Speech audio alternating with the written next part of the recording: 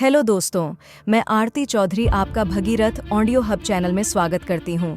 आइए इस book summary को शुरू करते हैं। बातचीत में अपना कुशलता बढ़ाए।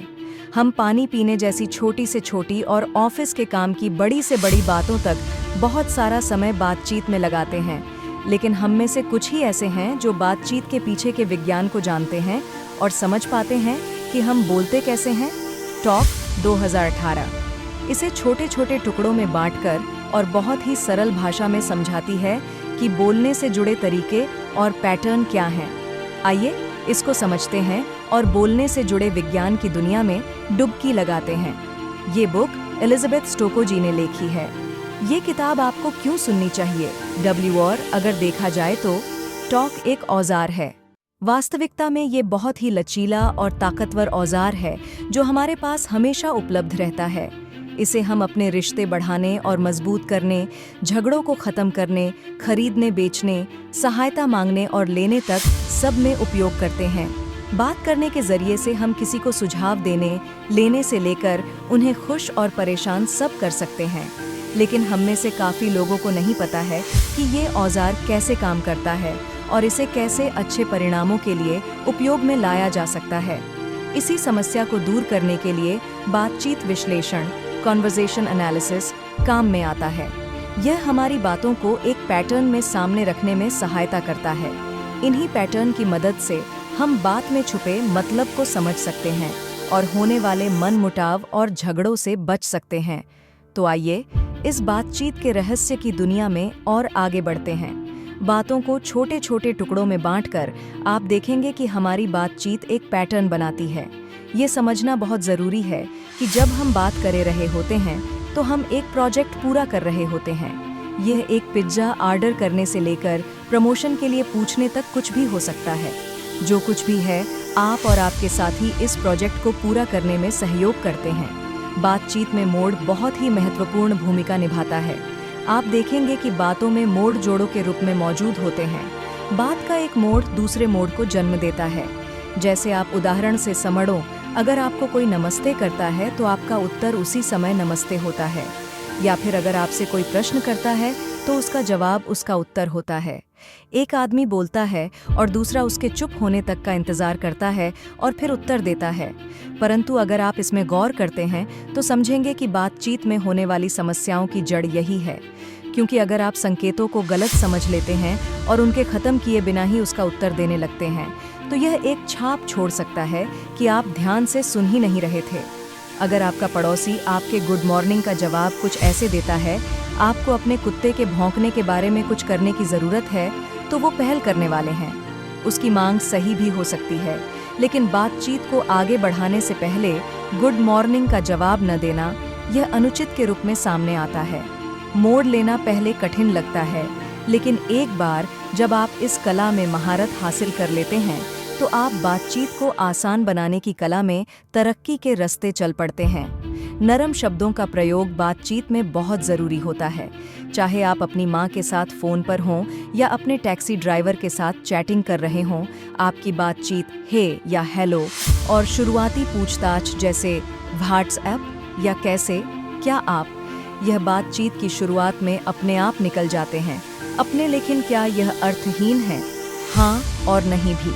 एक तरीके से बातचीत के शुरुआती प्रश्न अर्थहीन हैं। ये सूचना मांगने वाले प्रश्न नहीं है और आपका दोस्त एक ईमानदार उत्तर की उम्मीद नहीं करता है।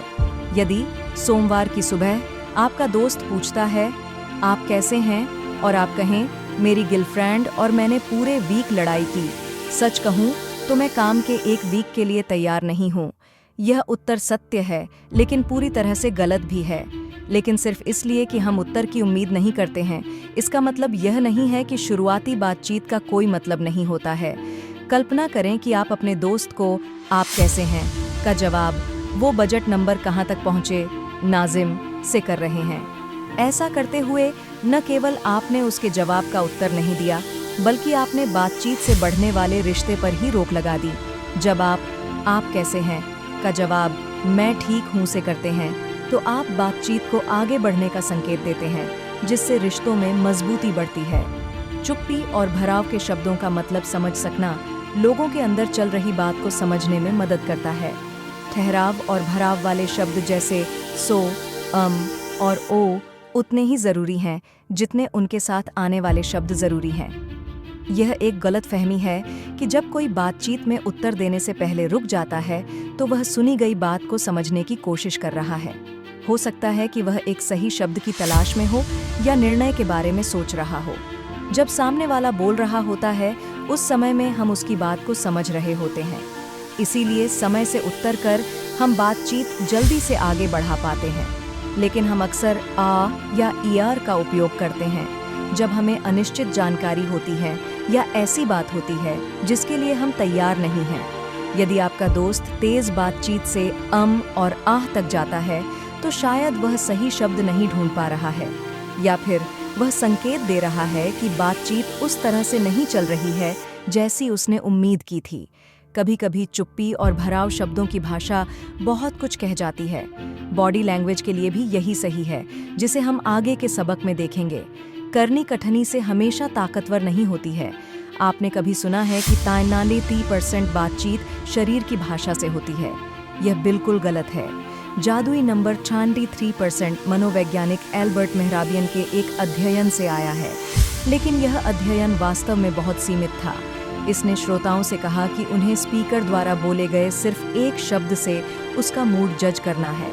मेहरबियन ने खुद बताया कि अपने शुरुआती अध्ययन की सीमाओं से परे यह आंकड़ा पूरी तरह से गलत है। जाहिर है कि शारीरिक भाषा बातचीत में बहुत महत्वपूर्ण हिस्सा निभाती है। वास्तविकता में हम सिर्फ शारीरिक भाषा से भी बातचीत कर सकते हैं। उदाहरण के तौर पर भीड़ वाले एक होटल में इशारे से पानी का गिलास मांगना या फिर अलविदा कहना। सच तो यह है, अगर शारीरिक भाषा वास्तव में इतनी प्रभावी और व्याख्यात्मक होती तो यह कहीं अधिक उपयोगी होती और हम केवल इशारे करके ही बातचीत करने में सक्षम होते। उदाहरण के लिए, जब राजनेता झूठ बोल रहे होते तो हम तुरंत पता कर लेते, लेकिन हम ऐसा ही नहीं कर सकते हैं। तो बातचीत में शारीरिक भाषा का उपयोग कहाँ है? सच तो यह है कि हम बहुत तरीकों से बातचीत करते हैं, बोलकर और इशारों से। हम शारीरिक और मौखिक कार्यों के द्वारा दोस्त से फ़ोन पर बात करने के साथ साथ टैक्सी में भी बैठ सकते हैं। यहाँ शारीरिक भाषा बहुत काम में आती है। गैर मौखिक संकेत जैसे कि मुड़ी हुई बाहें या नीचे की ओर आंखें बातचीत का एक का हिस्सा बनाती हैं, न कि पूरी तस्वीर। ऐसा लगता है करनी हमेशा कठिनी से ताकतवर नहीं होती है, लेकिन हमारे द्वारा चुने गए शब्द हमारे द्वारा किए गए कार्यों और प्रतिक्रियाओं को प्रभावित कर सकते हैं। आइए अगले सबक में जो आप चाहते हैं उसे पाने के लिए शब्दों का उपयोग करने का तरीका जानते हैं। आपके द्वारा चुने गए शब्द दूसरों की प्रतिक्रियाओं को प्रभावित कर सकते हैं। होटल अक्सर बाथरूम में एक संकेत के साथ अपने तौलिए का दोबारा उपयोग करने के लिए ग्राहकों को प्रोत्साहित करते हैं, लेकिन ऐसे संकेत जो ग्राहकों को पर्यावरणीय कारणों से तौलियों का दोबारा उपयोग करने की अपील करते हैं, अप्रभावी साबित हुए हैं। परंतु संकेत में कुछ बदलाव लाने से ये अच्छे परिणाम भी देता है, जिसमें कहा जाता है कि अधिकांश ग्राहक अपने तौलिए का पुनः उपयोग करना चुनते हैं। इस संकेत से तौलिया दोबारा उपयोग करने वाले ग्राहकों में बढ़ोतरी हुई है। अक्सर इन संकेतों को चॉइस आर्किटेक्चर भी कहा जाता है। इन तरीकों को तैयार करने की प्रक्रिया को, जिसमें हम लोगों से इच्छित परिणाम निकलवा सकते हैं, चॉइस आर्किटेक्चर कहा जाता है। इसे आप आसानी से अपनी बातचीत में शामिल कर मनचाहे उत्तर पा सकते हैं। यहाँ तक कि जब डॉक्टरों ने पूछा, क्या आज मैं आपकी मदद कर सकता हूँ? अध्ययन में पाया गया कि केवल 50% रोगियों ने एक और मुद्दा उठाया। क्या समस्या रोगी के स्वास्थ्य पर चर्चा न करने में थी, या जिस तरह से प्रश्न तैयार किया गया था उसमें थी? लेकिन जब डॉक्टरों ने पूछा, क्या कोई और समस्या है जिसे आप बताना करना चाहते हैं, 90% रोगियों ने हाँ में जवाब दिया। दोनों प्रश्न बंद थे, जिसका अर्थ है कि वे हाँ या ना में उत्तर देने वाले प्रश्न थे। दूसरे प्रश्न पर इतने अधिक रोगियों ने हाँ क्यों कहा? उत्तर किसी भी और कुछ के उपयोग में ही छुपा है। कोई भी शब्द न को दर्शाता है, जिसका अर्थ है कि हम नकारात्मक बातों में ही इसका अधिक बार उपयोग करते हैं। मेरा कोई दोस्त नहीं है। किसी भी के साथ प्रश्न नहीं के साथ उत्तर देने में आसान होते हैं, इसीलिए कोई और काम या कोई प्रश्न जैसे प्रश्न अक्सर अजीब चुप्पी के साथ खत्म हो जाते हैं। किसी भी का उपयोग करने वाले प्रश्न एक नकारात्मक उत्तर को बुलावा देते हैं और आगे की बातचीत को बंद कर देते हैं। कुछ का उपयोग करने वाले सवालों का उल्टा प्रभाव पड़ता है। कुछ को किसी भी के साथ बदलने से एक नकारात्मक उत्तर को सकारात्मक बनाया जा सकता है। जो हम मांगते हैं हमें वही मिलता है, जो हम मांगते हैं हमें वही मिलता है। लेकिन जो हम मांगते हैं वो निर्भर करता है इस बात पर कि वो मांगा कैसे गया है। काम लेने और देने के लिए हर दिन हम बात करते हैं। कभी कभी हम अपनी बात रखे बिना ही उसके परिणाम तक पहुंच सकते हैं।